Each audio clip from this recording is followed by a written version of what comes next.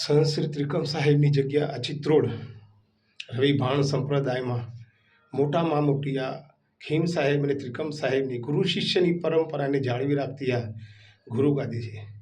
આ ચિત્રોડ ધામમાં ત્રિકમ સાહેબે અહીંયા ભજન તપને આરાધ કરી આ ભારત દેશનું પદ ભ્રમણ કરીને જગતનું કલ્યાણ કરવા અર્થે, સમાજનો વિકાસ અને ઉત્થાન અર્થે, સમાજને ધર્મને રસ્તે જોડવા માટે, શિક્ષણનો વ્યાપ વધારવા માટે, અંધશ્રદ્ધામાંથી દૂર કરવા માટે અને વ્યસન મુક્તના સંદેશોની વિચારધારા સાથે ત્રિકમ સાહેબે જ્યારે આખા ભારતનું પદ ભ્રમણ કરી અને આ ચિત્રોડ ગામે જગતનું કલ્યાણ કરી આશ્રમની સ્થાપના કરી।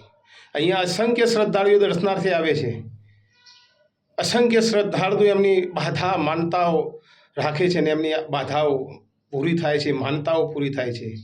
અહીંયા આવનારા યાત્રાળુઓની સુવિધા માટે રહેવાની, જમવાની અને વિસામા માટેની એક ઈચ્છા હતી અમારી કે અહીંયા આવનાર યાત્રાળુઓને અહીંયા રહેવા માટે વ્યવસ્થા થાય। તો ગુજરાત સરકારશ્રીમાં 3 કરોડ જેટલી માતબર રકમને મંજૂર કરાવી વિસનગરના ધારાસભ્ય અને ગુજરાતના કેબિનેટ મિનિસ્ટર માનનીય શ્રી ઋષિકેશભાઈ પટેલ સાહેબે એમના આગ્રહ અને સૂચના અને ભલામણથી અમે એમને પત્ર દ્વારા લખીને અને મૌખિક સૂચનાઓની રજૂઆત કરતા સંત શ્રી ત્રિકમ સાહેબની આ જગ્યાને ઋષિકેશભાઈ પટેલના માર્ગદર્શન સૂચનાથી 3 કરોડ જેવી ગ્રાન્ટ મંજૂર કરાવી, એનું ટેન્ડરિંગ કરાવી આ કામ ચાલુ કરાવ્યું। કામ પૂર્ણ પણ થવા આવી ગયું છે અને આ કામ આપ જોઈ રહ્યા છો કે આ કામ પૂર્ણતાને આરે છે। 4 માળનું ભવ્ય બિલ્ડિંગ તૈયાર થઈ ગયું છે।